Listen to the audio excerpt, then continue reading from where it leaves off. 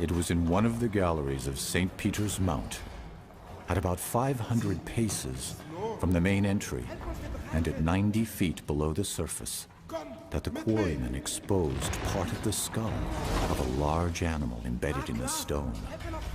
They suspended their work to tell of their discovery to Dr. Hoffman, who had for some years been collecting fossils from the quarries. Dr. Hoffman, observing the specimen to be the most important that had yet been discovered, took every precaution to preserve it in one piece. After having succeeded in removing a large block of stone surrounding it and reducing the mass to a proper condition, it was transported to his home in triumph.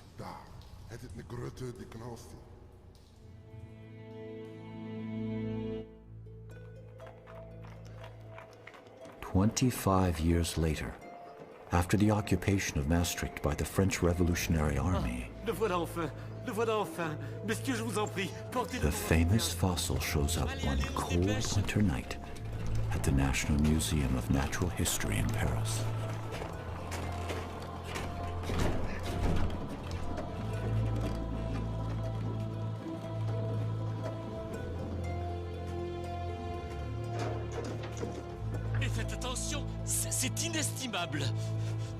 This strange thing they called at the time the unknown animal of Maastricht started to raise interest among the scientific community.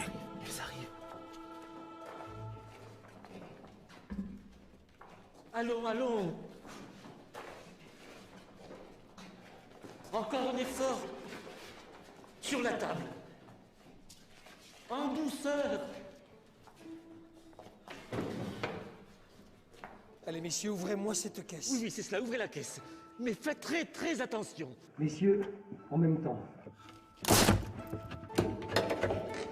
What they discovered that night looked unlike any known living creature.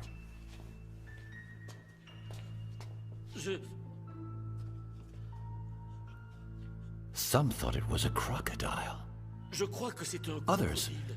believed it to be a whale. Ce doit être plutôt Neither the shape of its teeth une baleine. nor the size of the jaws Regardez ses dents. helped them to determine its true identity. Mais c'est beaucoup trop gros pour un crocodile. Alors qu'une baleine me Back semble then, beaucoup plus appropriée. that is 40 years before the discovery of the first dinosaur. Nobody had ever thought that thousands of species could have lived and disappeared in a distant past. But everything was about to change.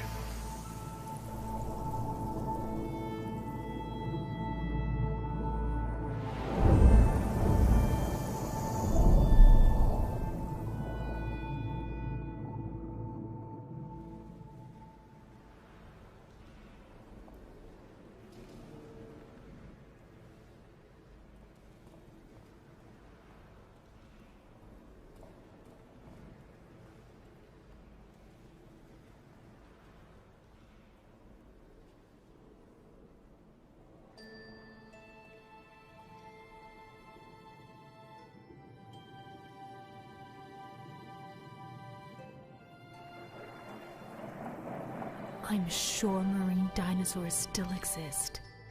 My apologies for intruding upon your thoughts, mademoiselle. But strictly speaking, only reptiles that walked on dry land are called dinosaurs. If they lived under the water, they are called marine reptiles. And they all disappeared a very, very long time ago. What happened? You'll see, Julie.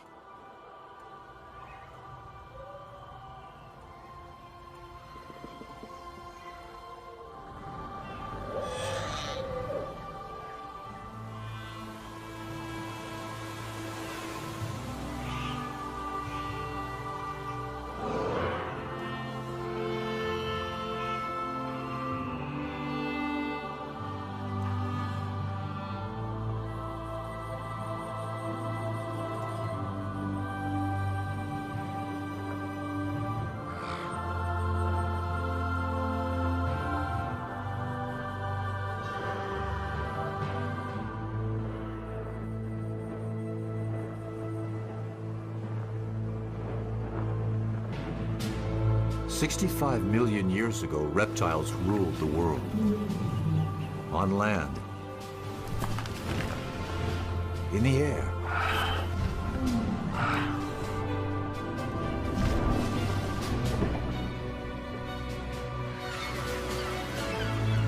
and reptiles were kings in all the seas as well.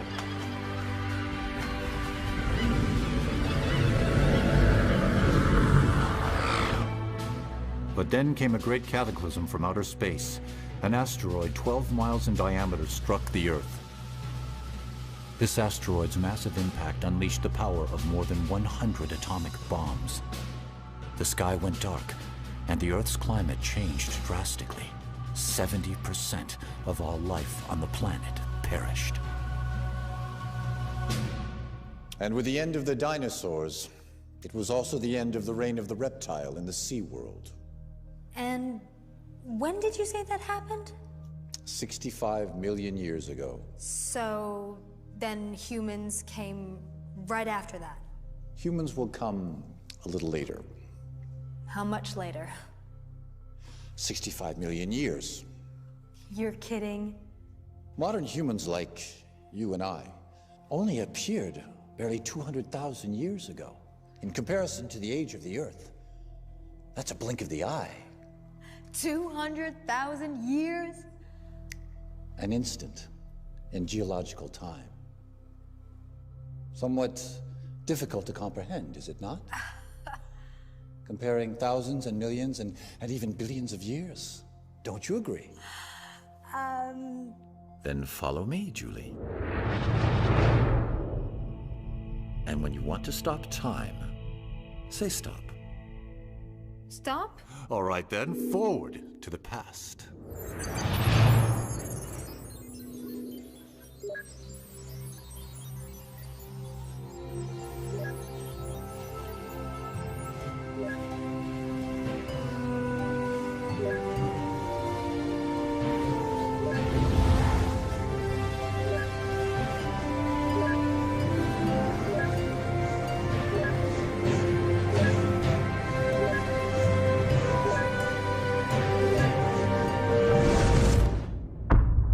Now, let's start slowly, from the beginning. Earth forms 4.5 billion years ago. Then life appears but remains microscopic for 3 billion years.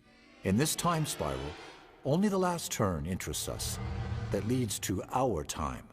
Let's consider this as a 12-hour clock. 540 million years ago, at 2 o'clock, the primary era begins. Life grows and evolves in every environment. At 7:30, the secondary era, or the Mesozoic, begins. It is the age of reptiles. Including the famous dinosaurs. Yes, as well as flying and marine reptiles. The next and last era, the Cenozoic, is the age of mammals. On this clock, Homo sapiens, our minuscule species, appears just 8 seconds before 12. The Mesozoic takes place between the two major ecological crises that led to the extinction of many species on Earth, the largest at 7:30, and the last right there at 10 to 11. That one caused the extinction of the dinosaurs and large marine reptiles. But how did it start? Well, first, you'll need a microscope.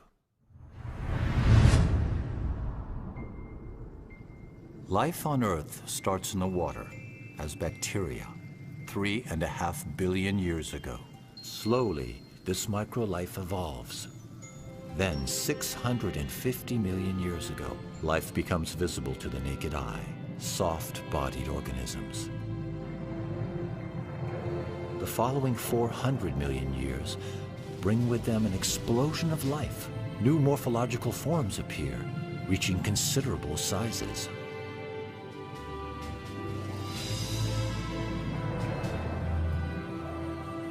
And finally, amphibians follow fish with feet to conquer terra firma. 300 million years ago, the first reptiles appear on land. And in the sky, the wingspan of some insects reaches over 3 feet. By the end of the Paleozoic, the land and the seas are bursting with life. It is the golden age for biodiversity. But this period ends with gigantic cataclysms, which exterminate up to 95% of the species. The largest extinction of all time. 95% of the species? But that's enormous.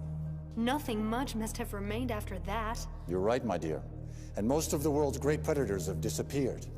But life persists, and in the seas, many fish and mollusks remain. What about the marine reptiles? Their reign begins now. 3 different groups, one after the other, will rule the world's oceans. First, the ichthyosaurs, that use their tails to swim. Like a fish? Much like a fish. And then the plesiosaurs, that use their 4 paddle-like limbs to fly through the water. And next, the mosasaurs, that use an undulating movement similar to a snake. And these animals ruled the seas for 180 million years, throughout all 3 Mesozoic periods: Triassic, Jurassic, and Cretaceous. From the early Triassic period onwards, ichthyosaurs are the kings of the seas. During this time, above the water, all the continents on Earth are joined together in a single mass of land, a supercontinent called Pangaea, off to the Pangaean coast.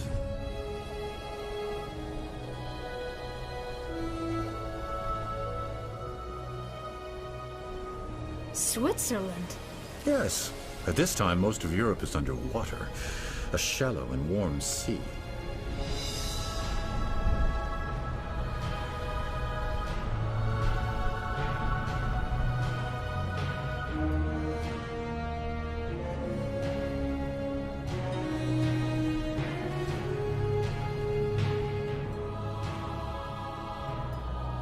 In the Middle Triassic, it's hot and dry on land with little to eat.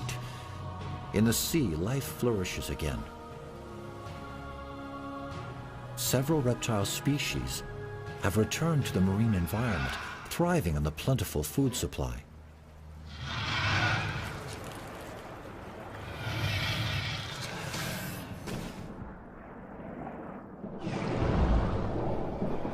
The Tanistrophius hold a world record.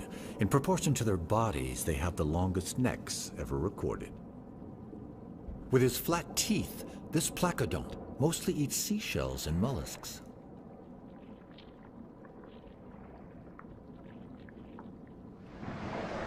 Aren't those turtles? Not at all, but they too have developed a tough armor to keep them relatively safe from the great predators of the Triassic, like the nothosaur.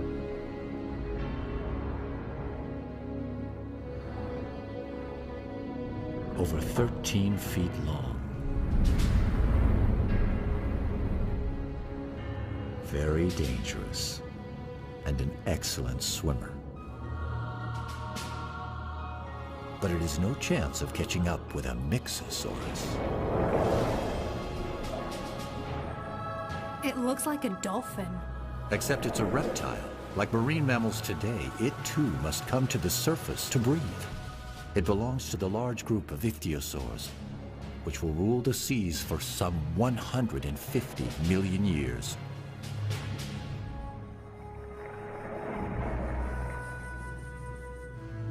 That one doesn't seem quite big enough to rule anything.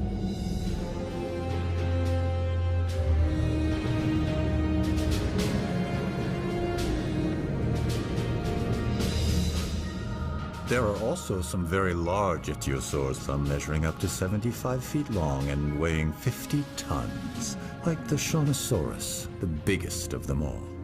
Wow. Like all ichthyosaurs, it lives in groups and mainly eats mollusks and small fish.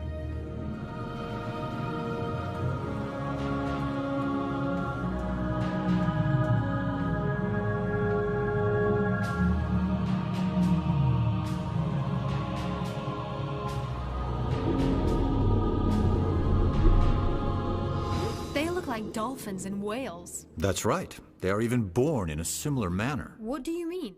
Well, let's hear from an expert. the paleontologist Ryosuke Motani. He has just finished studying some very fine specimens from a famous fossil site in Germany. Many ichthyosaur fossils have been found at Holzmaden with their bones intact, and even with the imprint of the skin on the rock, which helped us to know the position of their fins. Some ichthyosaur fossils are so well preserved that we can actually see fetuses inside the mother's bodies, and some even being born. Unable to get out of the water to lay their eggs like other reptiles, ichthyosaurs gave birth in the water. The babies came out tail first, like dolphins today. Another one of the ichthyosaur's characteristics are its huge eyes, protected by donut-shaped bones, able to withstand extreme water pressure.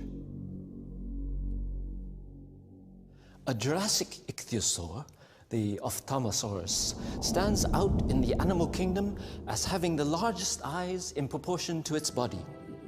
With these enormous eyes, it could make out its prey in the darkness of great depths.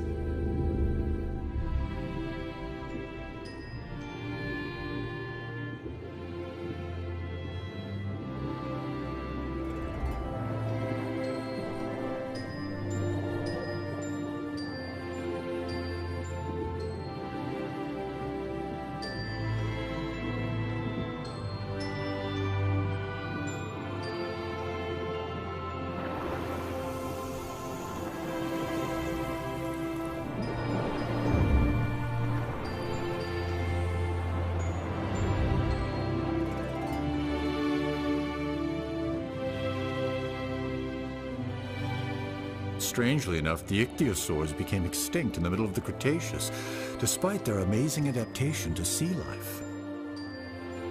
But how can we know so much about species that became extinct 90 million years ago? Perhaps because of the large number and the quality of fossils left. And, of course, thanks to those who discovered them. Here we are in London, in one of the most beautiful galleries devoted to Mesozoic marine reptiles. Nathalie Bardet is currently the French expert on these animals. A long time before dinosaurs were discovered, the remains of marine reptiles had been known to fossil collectors. Mary Anning. In the early 19th century, she was a child when she started to collect fossils around her home along the Dorset coast in southern England. During her lifetime, with an amazingly sharp eye, she found some of the most famous fossil, ichthyosaur and plesiosaur, exhibited here at the Natural History Museum of London. One of the most complete plesiosaur skeletons ever found was Romelosaurus.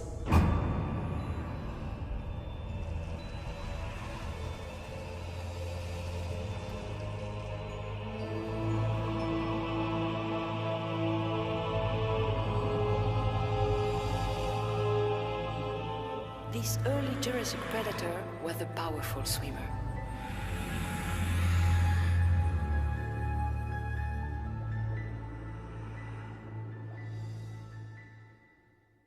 During the Jurassic period, a new group of marine reptiles takes over, the plesiosaurs. At the beginning of the early Jurassic, Pangaea has started to break up and drift apart into different pieces. It is still hot, but the climate is becoming much more humid. Such conditions are perfectly suited to the development of life all over the world.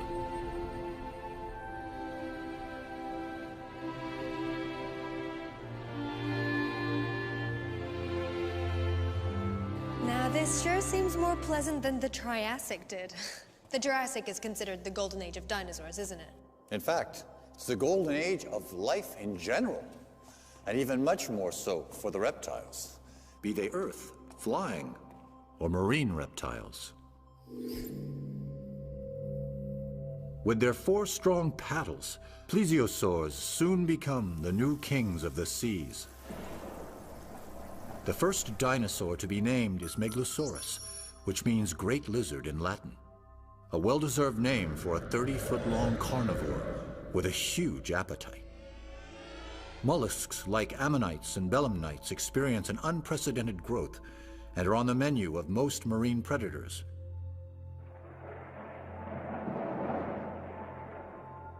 By the late Jurassic, some animals reach record sizes like the Brachiosaurus, over 100 feet long, and can weigh more than 6 elephants. Godzilla, that is the nickname given to this large marine crocodile discovered in the Andes.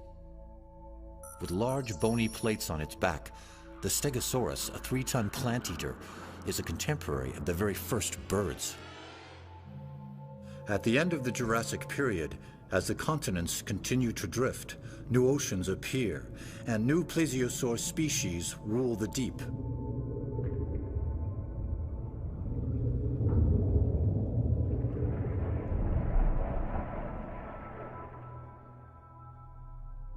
The Liopleurodon is most likely one of the largest ocean predators of the Mesozoic, measuring 49 feet or more. That big? Here, this is one of its teeth. It's for you. Thank you. You see, the Liopleurodon had no reason to fear any creature, save perhaps another Liopleurodon.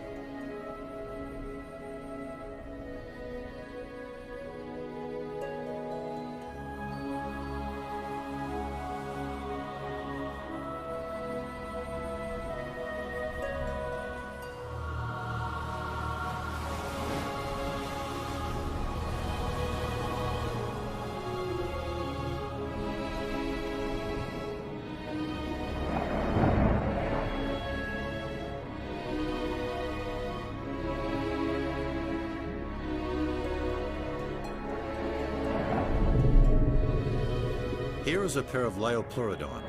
The male is attempting to court the female. Look at her. 50 feet of sheer muscle, 4 deadly paddle-like limbs, and jaws about 10 feet long that hold teeth, even bigger than the one I gave you.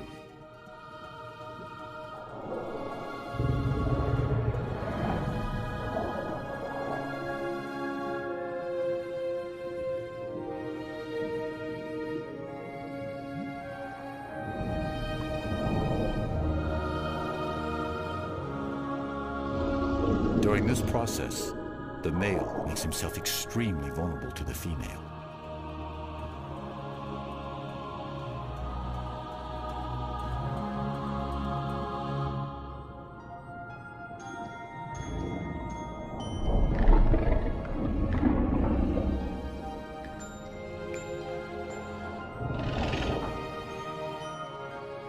It seems to have worked.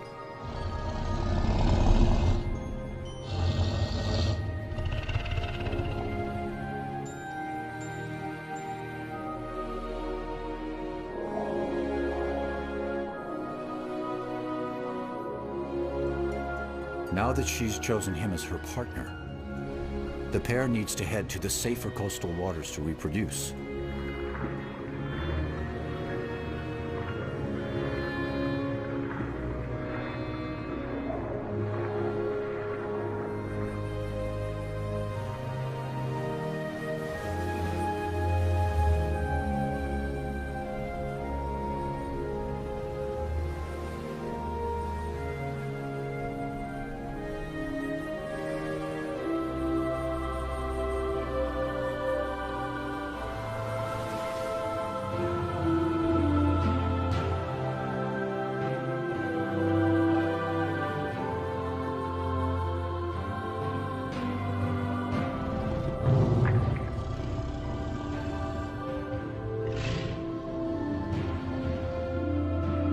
Like sharks, the male Liopleurodon holds on to the female while mating.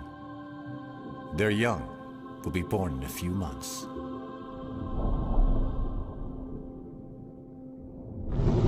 What happened? It seems that upon separating, she has accidentally injured his eye. The pain has made him lose consciousness for a while. In the end, though, the Liopleurodon remains a super predator that lives alone.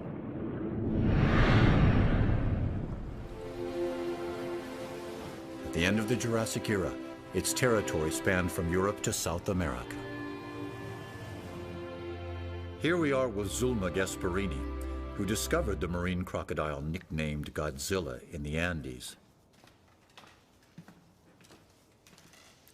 People believed for a long time that the world had always been the same as it is now. And it was only in 1915 that Alfred Wegener, a young German scientist, put forward a revolutionary theory he called the continental drift. Among the solid arguments that Wegener used to support his theory, a tiny marine reptile that lived 250 million years ago, the Mesosaurus, was to become unexpectedly important. Indeed, we have found on both sides of the Atlantic Ocean identical fossils of this animal. But considering the small size of the Mesosaurus, like the one we have here in this virtual aquarium, it is obvious they were much too small to cross an ocean as vast as the Atlantic on their own. The conclusion is inescapable. If they did not cross the ocean, then the very continents that contain their fossils must have separated.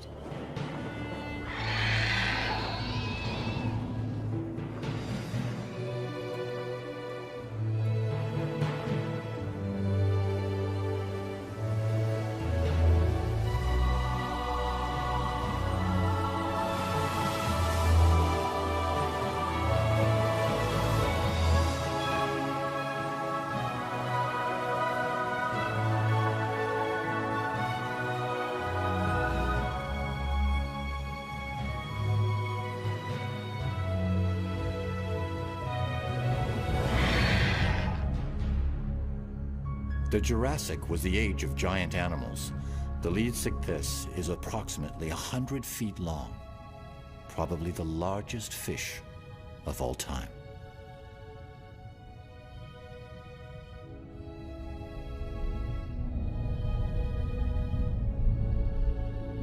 What are these long-necked plesiosaurs called? Those are elasmosaurs. They're gulping down gastroliths, stones they swallow in order to help their digestion. So, what do they actually eat? Mollusks and a lot of fish, judging from their long, sharp teeth.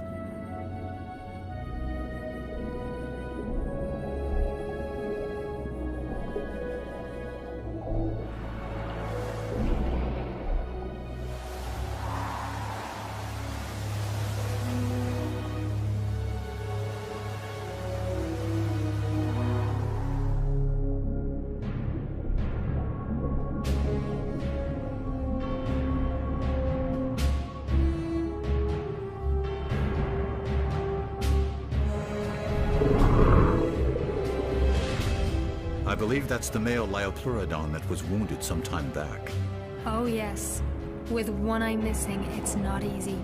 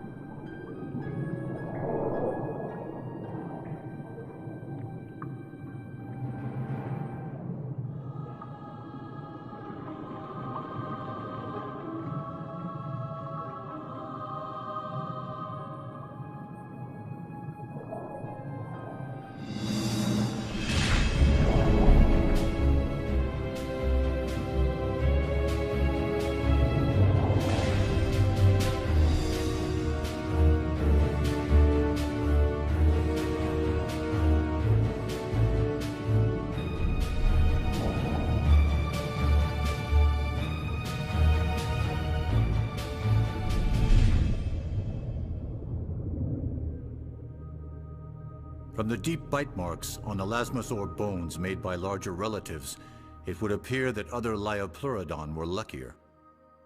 30 million years later, Kronosaurus took Liopleurodon's place at the top of the marine food chain. Kronosaurus remains were first discovered in Australia during the 1930s. A 13-foot-long skull with 10-foot jaws, armed with dagger-like teeth. To tell us more about plesiosaurs, here's Dr. Benjamin Keir, an Australian expert on these animals. Marine reptiles' remains have been found on every continent, particularly those of plesiosaurs, Up to 46 feet in length, they were magnificent ocean-dwelling reptiles that flew gracefully through the water with 4 massive paddles. The order Plesiosauria was large and varied. It's been broadly divided into 2 superfamilies based on their overall body structure. Some of them, thanks to their large heads and powerful short necks, were the super predators of their time, like Kronosaurus. Others were the complete opposite, with tiny heads at the end of extra long necks, such as Elasmosaurus. Plesiosaurs lasted as long as the dinosaurs, until the end of Cretaceous, 65 million years ago.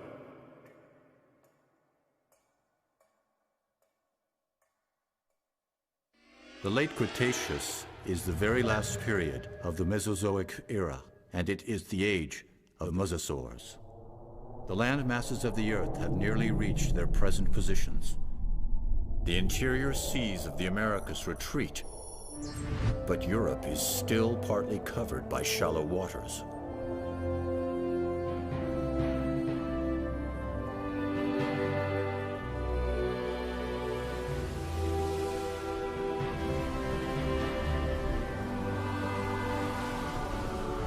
And what about the climate? Very comparable to the climate of today, but warmer.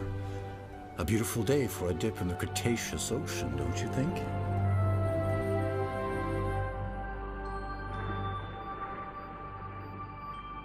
As has been the case for millions of years, mollusks are still a favorite meal for most predators.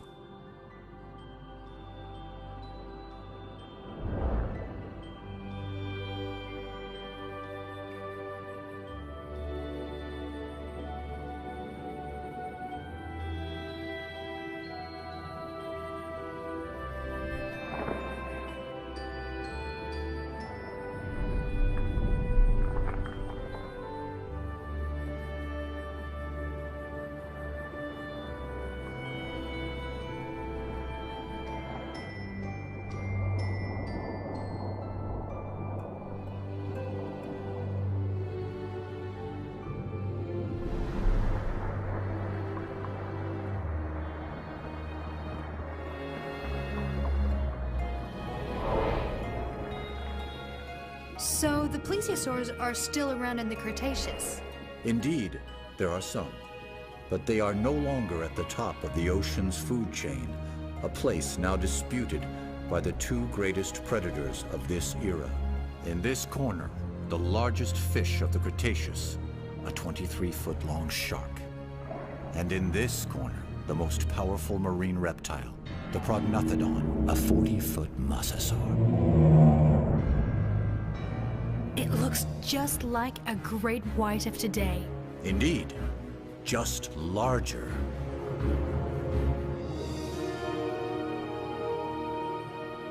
But the shark is never going to measure up to that.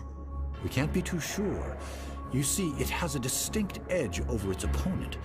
The shark doesn't need to come up to the surface to breathe, so...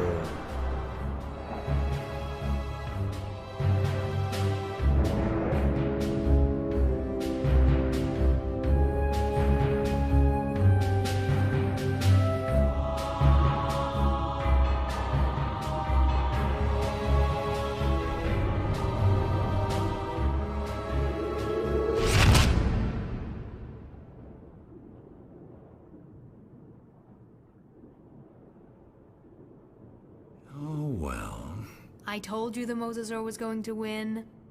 This time, yes. But it wasn't always the case. We've even found shark teeth embedded in mosasaur bones. So the sharks did get their teeth into them from time to time. By the way, wasn't it a mosasaur that was found in a mine back in the 18th century?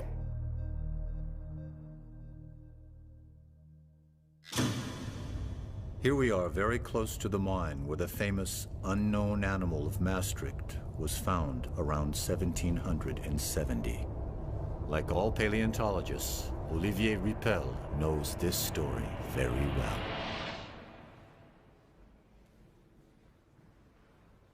In 1795, when the fossilized mosasaur of Maastricht arrived in Paris, Georges Cuvier was a young 26-year-old anatomist who had just started working there at the Museum of Natural History.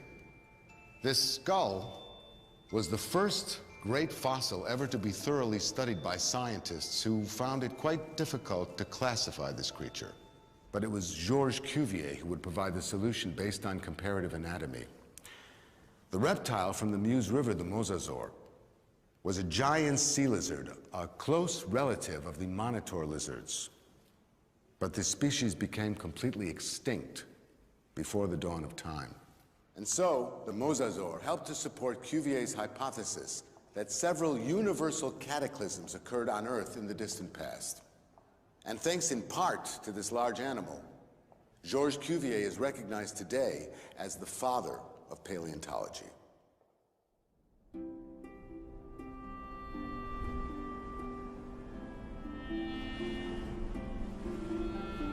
At the end of the Cretaceous, the interior seaway running through the middle of North America had not yet completely disappeared.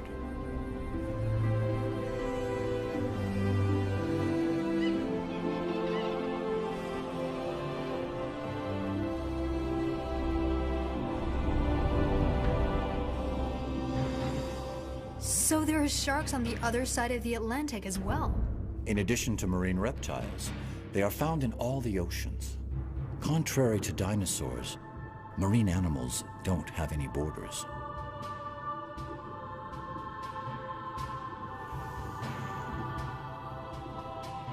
These are young 13-foot-long sharks. After hours of laying her eggs on the beach, this turtle is exhausted. Easy prey for starving sharks.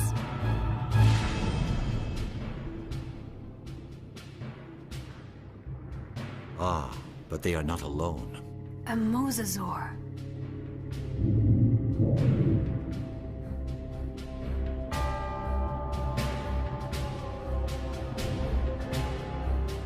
This large predator truly is the marine equivalent of the famous T-Rex.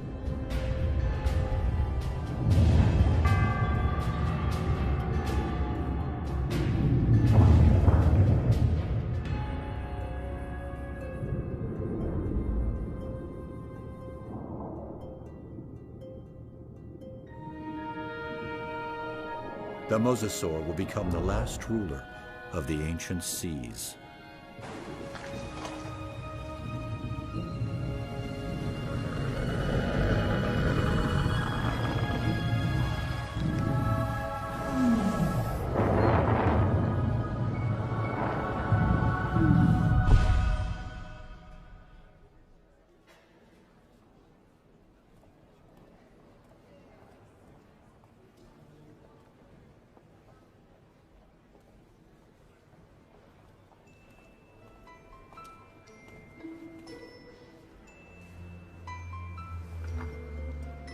This is one of its teeth. It's for you.